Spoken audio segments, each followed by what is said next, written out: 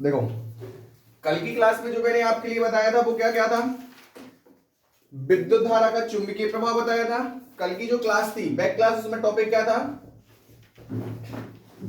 विद्युत धारा का चुंबकीय प्रभाव। दूसरा क्वेश्चन क्या था, कॉर्क पेंच का नियम। तीसरा क्वेश्चन क्या था, दाएं हाथ का नियम। और चौथा क्वेश्चन क्या था, दाएं हाथ की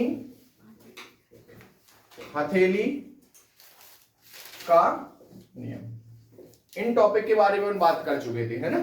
मैंने बताया भी था ये चारों टॉपिक्स आपके चैप्टर के हिसाब से, बेसिक्स के हिसाब से आईएमपी तो है ही है, साथ में 12th क्लास बोर्ड एग्जाम के लिए भी क्या है, आईएमपी है ना। और इन्हीं नियमों के आधार पर एक नियम और बनाया गया था, जो क्या था, बायो-सैवर्ट का नियम था। यहां पे बहने वाली धारा, उत्पन्न चुंबकीय क्षेत्र, इन सब के बारे में, दिशाओं के बारे में ज्ञान प्राप्त किया था। इन्हीं का न्यूमेरिकल वैल्यू जो है, इसका रिजल्ट है वो क्या है, बायो-सैवर्ट का नियम।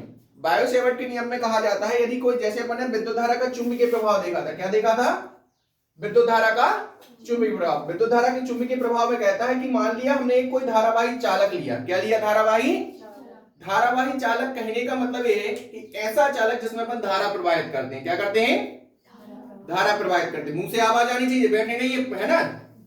अपन ने क्या लिया, एक धारावाही चालक, और धारावाही चालक धार में क्या करते हैं, आई धारा प्रवाहित करते हैं। क्या करते हैं, आई धारा प्रवाहित। तो इसके चारों ओर चुंबकीय क्षेत्र उत्पन्न हो जाता है। क्या उत्पन्न हो जाता है, चुंबकीय क्षेत्र। तो धारा प्रवाहित करने से चालक के चारों ओर चुंबकीय क्षेत्र उत्पन्न हो जाने की घटना को क्या कहते हैं, विद्युत धारा का चुंबकीय प्रभाव। क्या कहते हैं, विद्युत धारा का चुंबकीय प्रभाव। पर इसके बाद अपन ने देखा था दक्षिणावर्ती कॉर्क पेंच का नियम। कौन सा देखा था, दक्षिणावर्ती कॉर्क। इन्होंने बोला था कि भैया एक दक्षिणावर्ती कॉर्क पेंच की आप क्या कीजिए, कल्पना कीजिए। इस तरीके से दक्षिणावर्ती कॉर्क पेंच का नियम हो गया। वो किसी धारावाही चालक के कैसा रखा है, अनुदिश। उसी दिशा में स्क्रू आगे की ओर बढ़ता है, और उसी दिशा में चालक में क्या बह रही है, धारा बह रही नहीं बह रही। तो स्क्रू को आगे बढ़ाने के लिए अपन बाएं हाथ से उसको जिस दिशा में ऐसा घसते हैं, घसते कि नहीं घसते, तो धारा स्क्रू है वो कहां की ओर बढ़ता है, आगे की ओर बढ़ता है। तो ऐसा करने के लिए हमारी उंगलियां उस स्क्रू के चारों ओर जिस दिशा में घूम रही हैं, वही चालक के अंदर उत्पन्न चुंबकीय क्षेत्र में उत्पन्न विद्युत बल रेखाओं की क्या होती है, दिशा होती है। क्या होती है, दिशा। इस तरीके से इसके चारों ओर क्या उत्पन्न हुई थी, चुंबकीय क्षेत्र उत्पन्न हुआ था। तो चुंबकीय क्षेत्र में क्या होगी, चुंबकीय बल रेखाएं। तो बल रेखाओं की क्या हो जाएगी, दिशा। बात समझ में आई। इसके बाद देखा था अपने दाएं हाथ का नियम। कौन सा देखा था, तो दाएं हाथ के नियम के अनुसार क्या बोलता है कि भैया दाएं हाथ के नियम के अनुसार एक आप धारावाही चालक तार लीजिए। मैंने कहा ले लिया, और उसको दाएं हाथ से इस प्रकार पकड़ना था, दाएं हाथ से इस प्रकार पकड़ना था कि ए क्या है, धारा की दिशा किसकी दिशा में है, अंगूठे की दिशा में। किसकी दिशा में, तो आगे की ओर उंगलियां होंगी कि नहीं होंगी, आगे की ओर इस तरीके से क्या होंगी, उंगलियां होंगी कि नहीं होंगी। तो उंगलियां चुंबकीय क्षेत्र की दिशा को प्रदर्शित करती हैं। किसको प्रदर्शित करती हैं, चुंबकीय क्षेत्र की दिशा को प्रदर्शित करती हैं। नहीं, ये हथेली का नियम था, सॉरी। इस नियम के अनुसार क्या था, धारावाही चालक तार को आप इस तरीके से पकड़िए। ये धारावाही चालक है, दाएं हाथ से इस प्रकार पकड़ना है कि अंगूठे की दिशा और चालक की दिशा, धारा की दिशा दोनों कैसी हो, एक ही हो। तो ऐसा पकड़ने के लिए उंगलियों को चालक के चारों ओर, उंगलियों को चालक के चारों ओर जिस प्रकार घुमाया जाता है, जिस प्रकार देखो इस तरीके से पकड़ रही है, पकड़, तो उंगलियां जो थी ऐसी इस तरीके से घूम रही, घूम रही। तो ऐसे ही ये राउंडिंग किसकी होगी, इस चालक के चारों ओर उत्पन्न चुंबकीय क्षेत्र होगा, क्या होगी, उसमें उत्पन्न चुंबकीय बल रेखाओं की दिशा होगी। बात समझ में आई कि नहीं आई। इसके बाद अपन ने फिर क्या देखा था, इस तरीके से अपन ने घुमा के पकड़ लिया था उंगलियों से। इसके बाद देखा था दाएं हाथ की हथेली का नियम। क्या देखा था, दाएं हाथ की हथेली के नियम में उन्होंने क्या बोला था, जैसे ये दायां हाथ है, ये क्या है आपका दाएं हाथ। दाएं हाथ को इस प्रकार फैलाओ कि अंगूठा और उंगलियां आपस में कितने का एंगल बनाए, 90 का एंगल बनाए। कितने का एंगल बनाए, 90 का। और यदि अंगूठा चालक में बहने वाली धारा की दिशा को प्रदर्शित करता है, किसको प्रदर्शित करता है, चालक में बहने वाली धारा की दिशा को, तो उंगलियां उस ओर संकेत करती हैं, आगे की ओर, है ना, उस ओर संकेत करती हैं, जो क्या होगी, चुंबकीय क्षेत्र की उस बिंदु की ओर संकेत करती हैं जिस बिंदु पर हमें चुंबकीय क्षेत्र ज्ञात करना है। क्या करना है, तो उस बिंदु पर जो चुंबकीय क्षेत्र होगा उसकी दिशा लंबवत बाहर की ओर होगी हथेली की। कैसी होगी? लंबवत बाहर की ओर। तो अपन ने क्या बनाया था डायग्राम? इस तरीके से अपन ने क्या बनाया था? हाथ बनाया था। क्या बनाया था? हाँ है ना। तो ए क्या हो गई थी? धारा की दिशा। इस साइड बिंदु पी था जिस पर हमें चुंबकीय क्षेत्र ज्ञात करना है। तो जो इसकी दिशा होती थी हथेली के लंबवत कहां की ओर होगी? बाहर की ओर। तो इस दिशा को बाहर की ओर तो अपन बना नहीं सकते, इसलिए डॉट डॉट से ऐसा बना दिया था। ये क्या दर्शा रहा था कि दिशा कहां की ओर है? बाहर की ओर है। बात समझ में आई कि नहीं आई? ये नियम हमने आपके लिए बताए थे। तो ध्यान रखना, इनने बोला चुंबकीय क्षेत्र उत्पन्न हो जाता है तो उसमें चुंबकीय बल रेखाएं होंगी इन दोनों नियमों में, और उसकी दिशा क्या होगी? इस नियम में बताया था, दाएं हाथ की हथेली के नियम में। अब जो बायो-सैवर्ट का नियम है वो बोलता है भैया आपने धारावाही चालक ले लिया, धारा बहा दी, चुंबकीय क्षेत्र उत्पन्न हो गया, चुंबकीय बल रेखाओं की दिशा हो गई, तो चुंबकीय क्षेत्र की तीव्रता की वैल्यू क्या होगी? चुंबकीय क्षेत्र की तीव्रता की वैल्यू क्या होगी? इसकी गणना करता है कौन? बायो-सैवर्ट का नियम। तो जो बायो-सैवर्ट का नियम है, ये बायो और सैवर्ट नामक वैज्ञानिक ने दो लोगों ने मिलकर दिया था। आई बात समझ में? इसमें क्या किया जाता है? इसमें बोला जाता है यदि किसी धारावाही चालक तार को आपने लिया और उसमें आपने धारा प्रवाहित की, क्या की? तो धारा प्रवाहित करते हैं तो उसके चारों ओर क्या उत्पन्न हो जाता है? चुंबकीय क्षेत्र उत्पन्न हो जाता है। तो उस चुंबकीय क्षेत्र की तीव्रता क्या है? तीव्रता क्या है? इस चीज की गणना की थी किसने? बायो और सैवर्ट नामक वैज्ञानिक ने अपने नियम में। तो इस नियम को क्या कहा गया? बायो-सैवर्ट का नियम कहा गया। इनने बोला कि भैया एक आप एक्स वाई धारावाही चालक तार लीजिए। तो एक्स वाई हमने क्या ले लिया? धारावाही चालक तार ले लिया। ले लिया? अरे हाँ है ना। एक्स वाई धारावाही चालक तार लिया जिसमें आई धारा प्रवाहित हो रही है। कौन सी धारा प्रवाहित हो रही है? आई धारा प्रवाहित हो रही है। तो मैंने क्या किया? एक धारावाही चालक तार ले लिया और उसमें क्या प्रवाहित कर दी? अब यदि देखा जाए ये धारावाही चालक तार, इसकी लंबाई क्या है? एल। क्या है? लेकिन इसमें एक हमने अल्प अवयव, क्या? अल्प अवयव मतलब उसकी लंबाई का कुछ हिस्सा ले लिया। उसकी लंबाई का कुछ हिस्सा ले लिया। ये ले लिया नहीं ले लिया? एक अल्प अवयव की क्या कर ली? कल्पना। मान लिया पूरा क्या है? एल लंबाई का, लेकिन उसमें हमने एक अति अल्प अवयव लिया जिसकी लंबाई यहां से यहां तक है कि नहीं है? और उसकी लंबाई क्या मान ली अपन ने? डीएल मान ली। क्या मान ली? देखो एक धारावाही चालक तार लिया और उसमें आई धारा प्रवाहित की, और उस धारावाही चालक तार से मतलब नहीं है, उसमें एक हमने छोटे से अवयव की कल्पना की, वो क्या है? डीएल लंबाई का है। हाँ है ना। अर्थात इसमें डीएल लंबाई के कई ऐसे छोटे छोटे तार बनेंगे कि नहीं बनेंगे?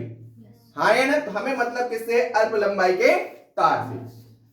अब अपन ने क्या किया कि एक एक्स वाई धारावाही चालक तार लिया, उसमें आई धारा प्रवाहित की और उसमें डीएल लंबाई के एक अति अल्प अवयव की क्या की? कल्पना की। हाँ है ना। अब इस धारावाही चालक तार का ये जो अवयव है, इससे आर दूरी पर, कितनी दूरी पर? आर दूरी पर कितना कोण बनाते हुए? थीटा कोण बनाते हुए। कितना कोण बनाते हुए? थीटा कोण बनाते हुए आर दूरी पर एक बिंदु क्या लिया? पी लिया। क्या लिया? पी। और इसी बिंदु पी पर हमें चुंबकीय क्षेत्र की तीव्रता की क्या करनी है? गणना करनी कि नहीं करनी? अभी जो नियम पढ़े उसमें धारावाही चालक तार लिया, धारा प्रवाहित की, तो उसके चारों ओर चुंबकीय क्षेत्र उत्पन्न होता है। तो ये किसने बताया था? धारा व विद्युत धारा के चुंबकीय प्रभाव में बताया गया। फिर उसकी दिशा क्या होगी ये भी बता दिया गया। किसमें बता दिया गया? आपके दाएं हाथ की हथेली के नियम में। चुंबकीय बल रेखाओं की दिशाएं क्या होंगी? तो दाएं हाथ के अंगूठे नियम में बता दिया था, और स्क्रू पेच के नियम में बता दिया था चुंबकीय बल रेखाओं की दिशा क्या होगी। लेकिन अब यदि चुंबकीय क्षेत्र की गणना करनी है, चुंबकीय क्षेत्र की तीव्रता की गणना करनी है, तो उसके लिए कौन सा नियम है? बायो-सैवर्ट का नियम है। तो इन्होंने कहा एक्स वाई एक धारावाही चालक तार लीजिए, उसमें आई धारा प्रवाहित कीजिए, और उस चालक में एक डीएल लंबाई के अवयव की क्या कीजिए? कल्पना। इससे आर दूरी पर, कितनी दूरी पर? कितना कोण बनाते हुए? एक बिंदु पी लिया। क्या लिया? अब इस बिंदु पी पर ही हमें विद्युत क्षेत्र की तीव्रता की क्या करनी है? गणना करनी है। भाई समझ में आई? तो बोलता है जो विद्युत क्षेत्र की तीव्रता होती है, जो विद्युत क्षेत्र चुंबकीय क्षेत्र की जो तीव्रता होती है, फर्स्ट नंबर नियम के अनुसार, नियमानुसार क्या बोला जाता है? जो चुंबकीय क्षेत्र की तीव्रता होती है क्या है? वो डीबी। क्या है चुंबकीय क्षेत्र की तीव्रता? डीबी। जो डीबी होती है उस नियम के अनुसार फर्स्ट नंबर बोलता है जो डीबी है। क्या है? डीबी है। वो चालक में बहने वाली चुंबकीय क्षेत्र की तीव्रता कैसी होती है? चालक में बहने वाली धारा के अनुक्रमानुपाती होती। कैसी होती है? अनुक्रमानुपाती। अर्थात क्या निकलेगा, डीबी अनुक्रमानुपाती किसके हो गया, आई। इतना समझ में आया कि नहीं आया। फिर बोलता है जो चालक में उत्पन्न जो चुंबकीय क्षेत्र की तीव्रता है वो अल्पांश की लंबाई की कैसी होती है, अनुक्रमानुपाती। तो चालक के अल्पांश, क्या सॉरी, चालक के अल्पांश, अल्पांश की लंबाई क्या है, डीएल के अनुक्रमानुपाती, कैसी, अनुक्रमानुपाती, हाँ है ना। अर्थात जब चालक की लंबाई के अल्पांश की लंबाई के भी अनुक्रमानुपाती है कौन, चुंबकीय क्षेत्र की तीव्रता, तो डीबी अनुक्रमानुपाती क्या हो जाएगा, डीएल। दूसरा समझ में आया कि नहीं आया। फिर तीसरे नंबर बोलता है कौन, चुंबकीय क्षेत्र की तीव्रता, चालक में बहने वाली धारा के भी हो गई अनुक्रमानुपाती, अल्पांश की लंबाई के भी अनुक्रमानुपाती हो गई। अब कौन सा कोण बना रहा है, थीटा कोण बना रहा है। कौन सा कोण बना रहा है, तो बोलता है बनने वाले कोण, बनने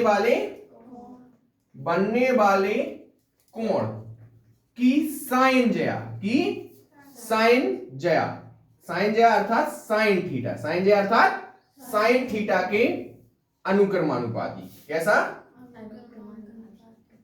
अनुक्रमानुपाती। वीडियो कवर हो रहा है यहां तक। अर्थात यहां पे क्या लाइन निकलेगी, तो डीबी अनुक्रमानुपाती क्या हो गया, साइन थीटा, साइन थीटा की जया हो गई कि नहीं हो गई, कितना चीज समझ में आएगी नहीं। फिर बोलता है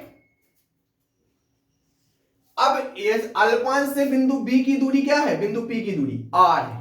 तो बोलता है बीच की जो बिंदु पी की जो दूरी है उसके वर्ग के कैसी होती है, व्युत्क्रमानुपाती, कैसी होती है, कौन, चुंबकीय क्षेत्र की तीव्रता।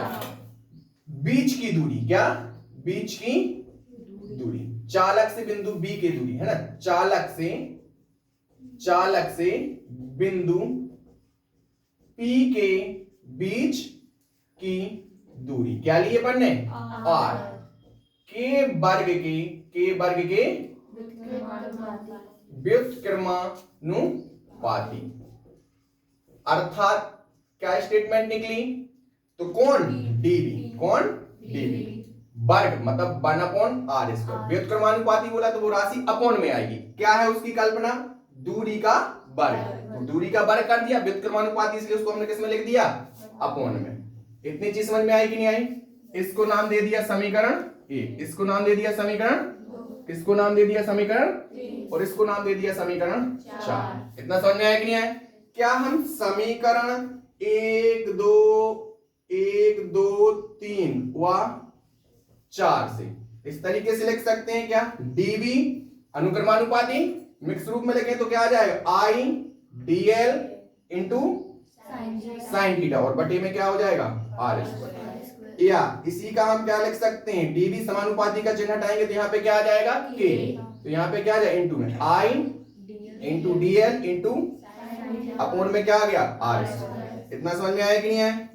ये हमारा समीकरण कौन सा हो गया, 5। क्या हो गया। अब ध्यान रखना, चूंकि एसआई पद्धति में, किसमें, एसआई पद्धति में, एसआई पद्धति में हमारा क्या होता है, एसआई पद्धति में के की जो वैल्यू होती है वो होती है μ0/4π। कितनी होती है, μ0/4π, हाँ है ना, μ0/4π। यहां पे कवर हो रहा है क्या, μ0/4π। इतना समझ में आया कि नहीं आया।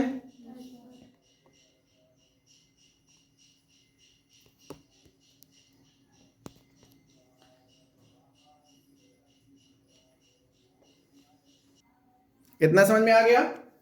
तो यहाँ पे एसआई पद्धति में अपन ने कहां पे, एसआई पद्धति में के इक्वल क्या ले लिया, μ0/4। यहाँ पे यदि हम वैल्यू पुट कर रहे हैं, इसमें वैल्यू पुट करें तो क्या हो जाएगा, dB इक्वल के की जगह पे क्या आ जाएगा, μ0/4π, और यहाँ पे क्या आ गया, आई dl साइन थीटा अपॉन में क्या आ जाएगा, आर स्क्वायर। अब ध्यान रखना, चूंकि μ0/4π की वैल्यू होती है 10⁻⁻⁷, आपकी नॉर्मल वैल्यू चलेगी ये हमारा क्या हो गया आंसर। लेकिन ध्यान रखना हमें न्यूमेरिकल वैल्यू चाहिए, क्या चाहिए, न्यूमेरिकल वैल्यू। तो μ0/4π की वैल्यू कितनी होती है, 10⁻⁻⁷। इसलिए हम इसको क्या लिख सकते हैं, dB इक्वल क्या हो जाएगा, 10⁻⁻⁷, और यहाँ पे क्या आ गया, आई dl साइन थीटा बटे में क्या आ रहा है आर स्क्वायर। बात समझ में आई कि नहीं आई? तो ध्यान से समझना, बायो सेवर्ट का नियम क्या कहता है कि भैया जैसे ही धारावाही चालक में आप धारा प्रवाहित करते हैं तो अन्य नियमों में मैंने आपके अंदर चुंबकीय क्षेत्र उत्पन्न हुआ ए भी बता दिया, उसकी दिशा क्या होगी ए भी बता दिया। अब लेकिन जो चुंबकीय क्षेत्र की दिशा भी पता चल गई, चुंबकीय बल रेखाओं की दिशा भी बन गई, लेकिन वहां पर चुंबकीय क्षेत्र की तीव्रता का मान क्या होगा, इसकी जो न्यूमेरिकल वैल्यू की कैलकुलेशन करता है वो कौन करता है? बायो सेवर्ट का नियम करता है। हाँ है ना? इन्हें कहा एक XY धारावाही चालक था तो जिसमें I धारा प्रवाहित करते हैं और एक अल्प अल्पांश की क्या की हमने कल्पना की। इससे थीटा कोण बनाते हुए r दूरी पर एक बिंदु P लिया जिस पर हमें चुंबकीय क्षेत्र की तीव्रता की गणना करनी है। तो जो चुंबकीय क्षेत्र की तीव्रता होती है वो चालक में बहने वाली धारा के अनुक्रमानुपाती। अर्थात समझ में आया कि नहीं है? फिर बोलता है चालक में जो अल्पांश की कल्पना की अर्थात dl की लंबाई की भी कैसा होता है? अनुक्रमानुपाती। तो d भी अनुक्रमानुपाती क्या आ गया? dl। फिर बोलता है बनाने वाले कोण की साइन ज्या, जो पर कोण बना रहा है बनाने वाला कोण क्या है? थीटा। थीटा की साइन ज्या क्या कहलाती है? साइन थीटा के अनुक्रमानुपाती। अर्थात जे आएगा कि नहीं आएगा? फिर बोलता है चालक और बिंदु P के बीच में जो दूरी है उसके वर्ग, उसका वर्ग कर दिया कि व्युत्क्रमानुपाती अर्थात अपॉन में आएगा। आएगा? हमने चारों समीकरणों को मिला के लिख दिया। लिख दिया नहीं दिया? समानुपाती का चिन्ह हटाया, क्या आ गया? k। तो I dl sin theta upon r square आ गया k के साथ। हाँ है ना? अब हमने देखा ऐसा ही पद्धति में जो k इक्वल होता है वो क्या कितना होता है? Mu 0 upon 4 pi. Mu 0 upon 4 pi की वैल्यू रख दी। हमें यही सॉल्यूशन चाहिए। dv equal mu 0 upon 4 pi I dl sin theta upon r square. ये हमारी चुंबकीय क्षेत्र की तीव्रता हो गई। किसके कारण? चालक में उपस्थित अल्पांश के कारण। किसके अंदर? चालक में उपस्थित अल्पांश के कारण चुंबकीय क्षेत्र की तीव्रता क्या होती है? Mu 0 upon 4 pi I dl sin theta upon r square. उसके बाद हमें इसकी न्यूमेरिकल वैल्यू चाहिए। क्या चाहिए? न्यूमेरिकल वैल्यू चाहिए। तो हमने देखा कि म्यू 0 अपॉन 4 पाई की वैल्यू क्या होती है? 10 टू द पावर माइनस 7। तो यहाँ पे म्यू 0 अपॉन 4 पाई की जगह पे हमने क्या रख दिया? 10 टू द पावर माइनस 7। तो हमारा क्या आ गया? dv equal 10 to the power minus 7 into i dl sin theta upon r square. ये नॉर्मल वैल्यू हो गई, ये उसकी न्यूमेरिकल वैल्यू हो गई। ठीक है? जब न्यूमेरिकल सॉल्व करोगे तो ये वाली वैल्यू चलेगी और जब आपको डेरिवेशन सॉल्व करना है तो क्या चलेगा? Mu 0 upon 4 pi I dl sin theta upon r square. ये पूरा नियम पूरे चैप्टर में यूज होगा। ये नियम आया कहां से? उन चार नियमों का परिणाम है कि नहीं है? तो वो भी बेसिक आईएमपी है। उसके बाद ये जो बायो सेवर्ट का नियम है इसकी जो वैल्यूज बनी है ये दोनों पूरे चैप्टर में बेसिकली यूज होंगी। अपने आप में तो आईएमपी है, साथ में अन्य क्वेश्चनों का भी ये क्या है? बेस है। समझ रहे हैं ना? तो बोर्ड क्लास के भी लिए आईएमपी है, साथ में जो आने वाला चैप्टर है अपना ये उसके बेसिस के लिए भी ये क्या है? आईएमपी। तो टोटल ऑफ ये क्वेश्चन क्या है? आईएमपी है। समझ में आ गया? कोई डाउट? चलो कंप्लीट करो इसको। धन्यवाद।